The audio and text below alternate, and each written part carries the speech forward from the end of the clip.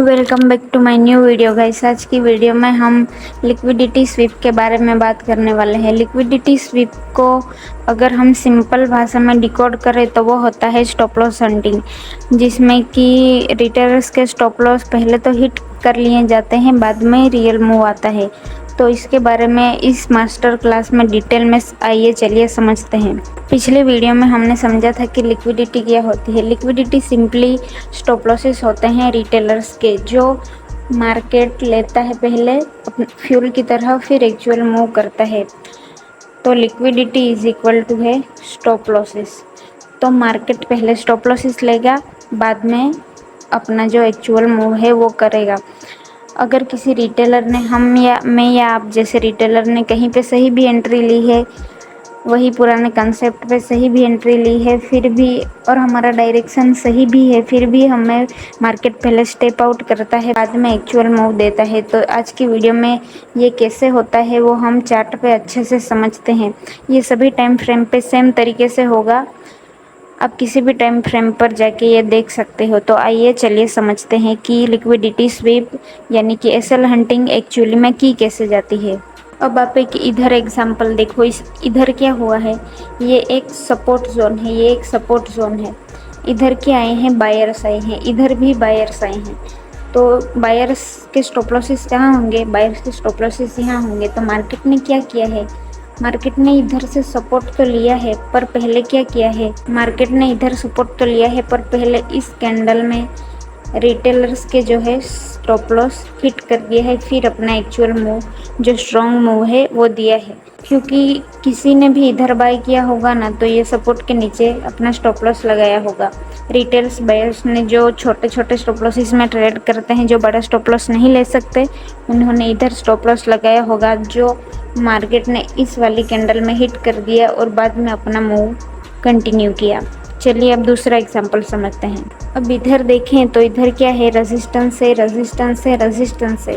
Okay, resistance से market को नीचे जाना है, पर वो रिटेलर्स को लेके नहीं जाएंगे। जो इधर जो स्टॉप लॉसेस होंगे, जो रिटेलर्स ने लगाए होंगे, वो मार्केट ने पहले तो पिन मार के हिट कर दिए, फिर मार्केट ने अपना जो है एक्चुअल मूव किया। तो ये बात याद रखो कि मार्केट को जाना है तो वो जाएगा, पर पहले आपका एसएल हिट कर देगा, फिर जाएगा आपका स्टॉप लॉस। आप और मेरे जैसे बहुत सारे रिटेलर्स के स्टॉप लॉस हिट होंगे, फिर एक्चुअल मूव आएगा।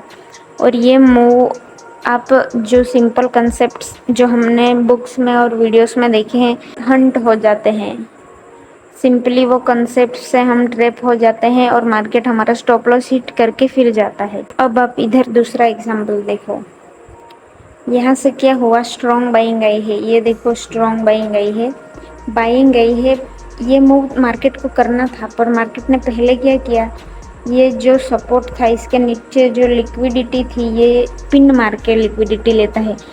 ये बात समझो, अगर आप 3 मिनट 5 मिनट पे ट्रेड करते हो तो आपको लिक्विडिटी स्वीप जो है वो पिन के स्वरूप में दिखेगा। ये जो वीक होती है ना, ये वीक, ऐसी वीक के स्वरूप में आपको लिक्विडिटी स्वीप देखने को मिलेगा।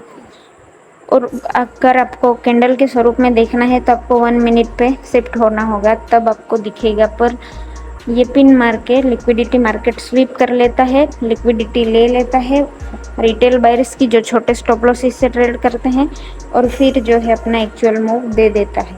अब इधर देखो आप, ये क्या है, सेलिंग एरिया है, सेलिंग एरिया है।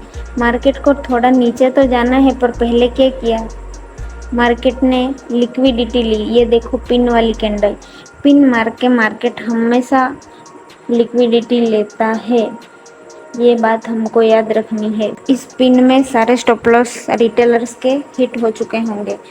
अब रिटेलर्स के स्टॉप लॉस हिट करने के बाद मार्केट आसानी से नीचे चला गया।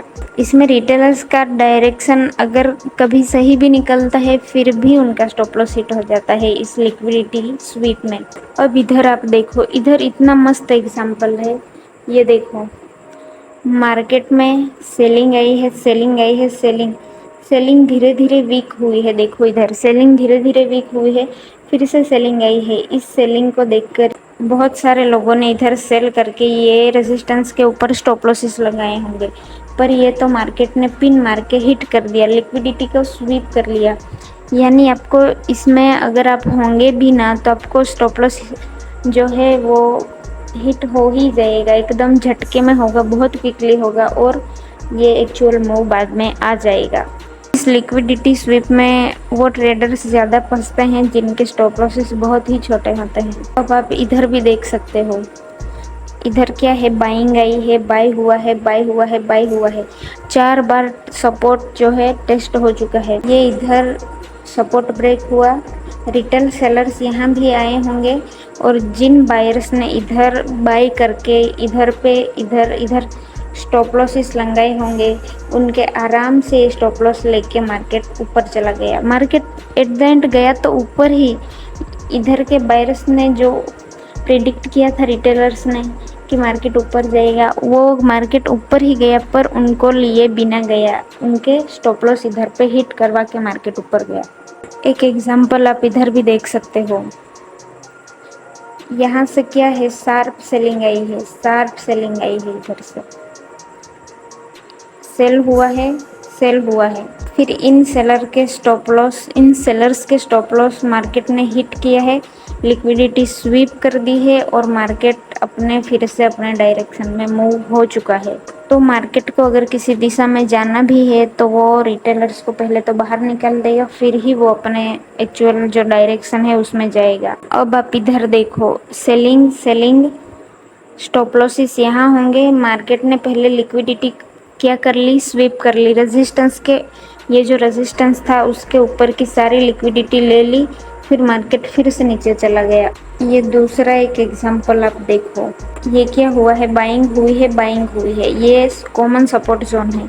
अब स्टॉप लॉस इस जोन के नीचे ही लगाएंगे, सब लगाएंगे, इसके ही नीचे लगाएंगे, क्योंकि ये एक नॉर्मल कंसेप्ट है कि सपोर्ट और रेजिस्टेंस के नीचे, जोन के नीचे आपका स्टॉप लॉस होना चाहिए। तो वो स्टॉप लॉस इस पिन मारने वाली कैंडल ने जो है हिट कर दिया है और अपना मूव जो है वो कंटिन्यू किया है। मार्केट में आप हो ना तो आपको अनप्रिडिक्टेबल बनना पड़ता है, तभी आप प्रॉफिटेबल हो सकते हो। अगर आप प्रिडिक्टेबल हो, आप वैसे ही सोचते हो जैसे सब सोच रहे हैं, तो आपको ट्रैप करना और आपका स्टॉप लॉस हिट करना बहुत ही आसान बात होती है। अब इधर देखो, सेलिंग जोन, सेलिंग जोन, ये है रेजिस्टेंस, स्टॉप लॉस होंगे ऊपर इस हाई के ऊपर। तो मार्केट ने सिंपली सारे जो है सेलर्स के स्टॉप लॉस लिए हैं और अपना जो है मूव दे दिए है, अपना डायरेक्शन कंटिन्यू कर लिया है। ये देखो, इस स्विंग के ऊपर, इस स्विंग पे जिनके स्टॉप लॉस है सभी के मार्केट ने हिट करके मार्केट ने अपना डायरेक्शन कंटिन्यू किया है। तो अब बात आती है कि इन ट्रैप्स को हमें अवॉइड कैसे करना है या फिर इससे बचना कैसे है। पहला, हमें कॉमन जो जोन होते हैं, कॉमन सपोर्ट, रेजिस्टेंस और ट्रेंड लाइन, ये अगर कोई भी जोन मल्टीपल टाइम टेस्ट हो चुका है तो पहली बात तो आप इस पे एंट्री लो ही मत। अगर कोई जोन मल्टीपल टाइम टेस्ट हो चुका है मतलब आप उस पे लो ही मत एंट्री। दूसरा, अगर आपको एंट्री लेनी है तो आप किसी सपोर्ट या रेजिस्टेंस के ब्रेकआउट पे उसकी पिन मार के लिक्विडिटी लेने का वेट करो। जब ऐसे वी शेप में आप रिकवरी देखोगे तो आप इधर कहीं आराम से स्ट्रॉन्ग कैंडल देख के एंट्री कर सकते हो। तीसरी बात यह है कि लिक्विडिटी स्वीप में भी हमें ट्रेंड को जो है फॉलो करना है, क्योंकि मार्केट अपना मूव ट्रेंड के साथ ही जो है कंटिन्यू करता है, वो हमें याद रखना है। तो आज की वीडियो में क्या हम समझे, लिक्विडिटी स्वीप यानी स्टॉप लॉस सेंडिंग, जो कि फास्ट होती है और पिन मार के होती है और ये होने के बाद ही एक्चुअल मूव आता है। तो या तो हमें ये होने तक का वेट करना है या तो फिर हमें ऐसे जोन्स अवॉइड करने हैं जहाँ पर ऊपर और नीचे बहुत सारी लिक्विडिटी हो। हमें ऐसे जोन्स पे एंट्री करनी है जहाँ पे कोई एंट्री लेने की ना सोचता हो, वैसे जोन्स पे, जो जोन्स हम आने वाली वीडियोस में सीखने वाले हैं। तो बने रहिए मेरे साथ। आज की वीडियो अच्छी लगी हो तो लाइक, शेयर और सब्सक्राइब करें। अगर आपको कंटेंट पसंद आया हो तो शेयर करें। मिलते हैं अगली वीडियो में। Till then, see you, bye bye.